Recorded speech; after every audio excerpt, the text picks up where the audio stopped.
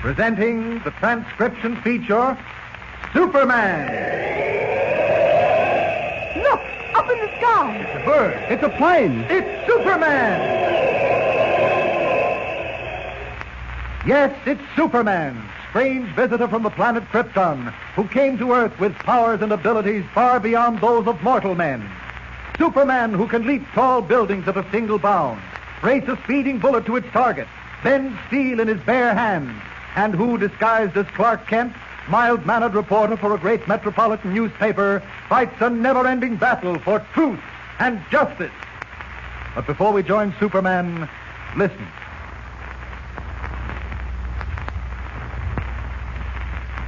And now to our story. Superman, in the guise of Clark Kent, is now trying to unravel one of the most baffling mysteries he has ever encountered. A mystery which certainly seems to have no solution. Let's join Kent and Lois in their office at the Daily Planet immediately. A strange conversation is taking place. A conversation apparently without rhyme or reason. Listen. Oh, wait a minute. You mean to stand there and tell me you haven't seen me in 2 days? Of course I haven't seen you in 2 days. Oh, uh-huh.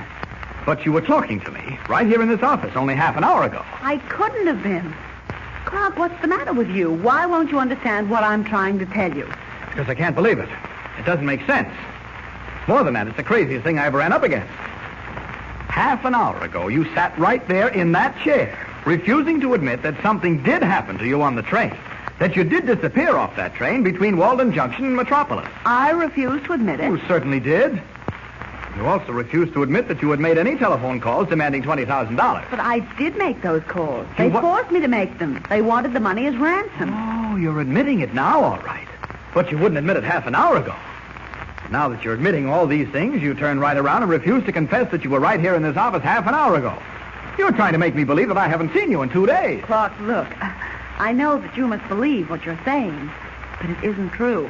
I couldn't have been here. I only escaped from that room, that locked room down near the waterfront, just half an hour ago. And one of us is crazy. You were here in this office? Yes, by heaven, I can prove it. Just a minute. Bill! Oh, Bill! Yeah, Mr. Kent? Come in here a minute, please. Sure. Bill, 10 minutes ago, on my way in here, I asked you if Miss Lane was in her office. What did you say? Well, I said, no, she wasn't. And what else did you say? What else? Yes, what else? Well, nothing that I know of. Oh, Bill, think hard. Yeah? Didn't you say she went out just after you did and said she'd be back in a few minutes? Now, didn't you say that? Well, not that I remember. Now, where is all this getting us? Here I come to you for help, and you do nothing but talk nonsense to me. Clark, do you realize that I have been held for ransom? That right now the people who kidnapped me may be getting away with $20,000 of Mr. White's money? Oh. Wait a minute. Let me talk to Mr. White. He'll understand. He'll do something. White? Do you really mean to tell me you don't know that Mr. White brought the $20,000 to you at the address you gave us on the phone? He actually did bring the money? Of course he did. Well, he couldn't have, Clark. If he had brought it, they'd have released me. Oh, no, maybe they wouldn't have at that.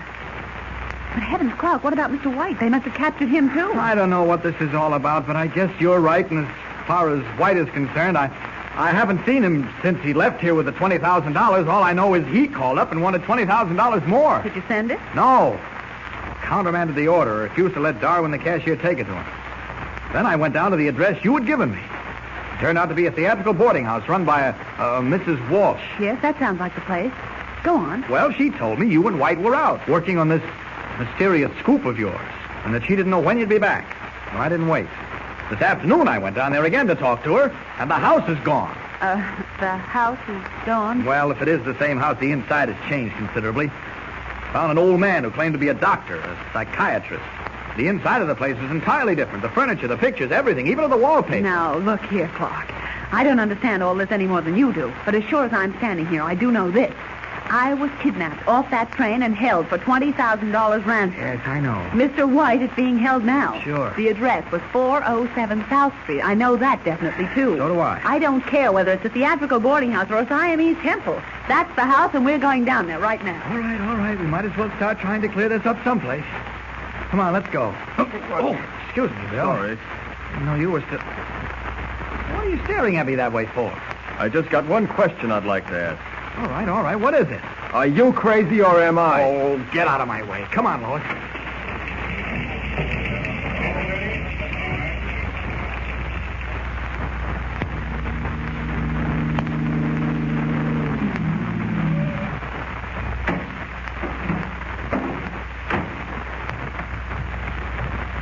All right. Now, here we are, right across the street from that house. Now, take a good look at it. Well, I have. All right. Now, is it or is it not the house you were kept prisoner in? It is? Yeah, I'm sure it is. Yes, sure. Is that the house that you went to for the first time? The theatrical boarding house? Without a doubt. And it's the same house that you went to the second time? It certainly is. Yeah. Well, we'll check on that anyway. That at least gives us a point to come back to when we start getting all mixed up again. All right, come on. Where are you going? Into that house, of course. Wait a minute, Clark. What do you mean? Whoever's in there, they may be killers. Don't you think you'd better call the police? Oh, no. Oh, no. If I left here now, by the time I got back, I'm sure that house wouldn't be there anymore. The street probably wouldn't be here either. And the taxi cab would certainly have turned into a dog sled. Come on. Oh, all right.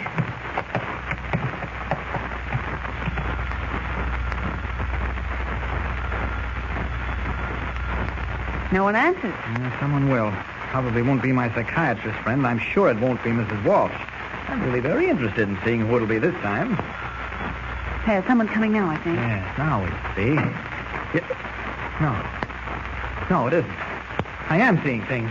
What's the matter with you, Kent? What are you standing there staring at me like that for? Mr. White, I thought... Come in, Kent, come in. You haven't even sense enough to come in out of the cold unless you're told to. Get in here. Yes, certainly. Well, what is it you want? What is it? Must be something urgent if you felt you had to come in person. Well, you talk as if there was nothing wrong, as if you were all right. Of course I'm all right. And this room, it doesn't look like the theatrical boarding house. Theatrical boarding house? And it doesn't look like the doctor's office either. Kent, do you feel all right? Are you in your right mind? No, I'm not. I'm really mad. I know it now. Lois here said you were being held a prisoner, that you were... Lois? Where is she? What? Why, she was right behind me. Didn't she follow me into the house? And how could she follow you into the house? She wasn't with you. You mean to say Lois wasn't standing outside with me when you opened the door? Kent, what in the name of heaven are you talking about? What am I... What's happened to you? I don't know. I'm all mixed up and I can't understand it. It isn't like me at all. It's as if I were another person. Something's happened to you. I can see that. Now, you wait right here. I've got just the thing for you. Wait a minute, Chief. Wait a minute. Before you go. Weren't you being held prisoner in this house? Isn't that why you telephoned for the $20,000? What telephone call? What $20,000? What 20... Kent? You said you had something that would straighten me out. Yes? Well, get it. Will you? As quickly as you can. I'm sure I need it now. All right, I'll be right back. Gee, I wish I could get straight on this. I never had anything like this happen before. Usually I can see right through these things, no matter how baffling they are. But this thing doesn't seem to have any beginning, and I'm starting to wonder whether it's going to have an end. Oh, Chief, Still waiting, young man? I thought you left a long time ago. Mrs. Walsh, the boarding house woman. What's that, young man? Where have you come from? What are you doing here? I live here. This is my house. I rent rooms to people. This is the theatrical boarding house? Of course it is. Well, what happened to Mr. White? Mr. White? Yeah. We have no Mr. White staying with us. No, Mr. White. We have a Mr. Black. Yeah, of course. Yes, you would. And now, wait a minute. Now, wait. I'm not crazy. I know that. Oh, but you are. You? Dr. Hendricks, where'd you come from? I have a perfect right to be here, young man. I live here. But this is impossible. First one of you disappears, then the other, and now you're both here. Young man, I told you before that you're suffering from an aggravated case of false memory. I know what you Now, you told me, must believe me. Everything is all right. Sure. Everything is sane and normal, except you. But that can't be, Doctor. I'm not just an ordinary person. Of course you're not an ordinary person. You're quite remarkable. But even a man with your remarkable powers, Mr. Kent, has a, shall we say, a crack-up now and then. No, listen to me. No. You Listen to me. No, but Doctor... You're coming into the next room with me. It's my office. We're going to have a little chat. Look, will you No. wait Come along. I should have insisted on this when you were here before. Doctor! Come along now. All right. Right into this room. In you go. Yes. What in the world? Mr. White. Lois. No. Okay, Dr. Hendricks. You're right. Happy birthday, Kent. Happy birthday. I hope we didn't fool you too badly. Wait, I don't get it. What do you mean, happy birthday? Mr. White, I think Clark's entitled to an explanation. Yes, and I'll give it to her. It's happy birthday for you, Clark, because today you've been with the Daily Planet exactly 2 years. And I felt that we ought to do something to show our appreciation. Well, you certainly did. You almost drove me out of my mind. Yes, I hope we didn't go too far with our little joke, Kent. You know, sometimes these practical jokes do get out of hand, but you have to go through with them. It was my idea. You see, ever since you joined the paper, you've been so almighty successful in solving crimes that we decided to give you a mystery you couldn't possibly solve. You certainly succeeded. Gee, I suppose in the 24 hours I was away from this house, you repapered the room and changed the furniture and everything, huh? That's right. A little expensive, but worth it. But now look here. Everything practically explains itself. Right now, we've got a birthday cake to dig into and plenty to eat and drink. And, of course, some of the boys have to hurry back to the office. So come ahead, Kent, and cut the cake. By that time, Jimmy ought to be here with the present we have for you. Present, eh? Well, I sort of feel I deserve it after what you all put me through. I got to hand it to you, Kent. You certainly held on to yourself with an iron hand. Superman himself couldn't have controlled his nerves better than you did. No, I really don't believe he could have. And so ends another Superman mystery. Don't forget, tune in again for the next thrilling episode with Superman. Look, up in the sky. A bird. It's a plane. It's Superman.